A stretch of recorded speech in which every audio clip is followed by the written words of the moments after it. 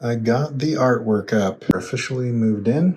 I'm just going to show you real quick how I'm hanging these. So each one is just hanging on a little hook that I made out of aluminum craft wire on top of that rail that I've got. There's paracord hanging off of the hook with another hook kind of tied into the paracord so that I've got them all in columns. All you need to do is get some paracord and some craft wire, and then you can go in and you can bend the hooks, tie a little knot and put a little hook right at the height that you want each picture frame.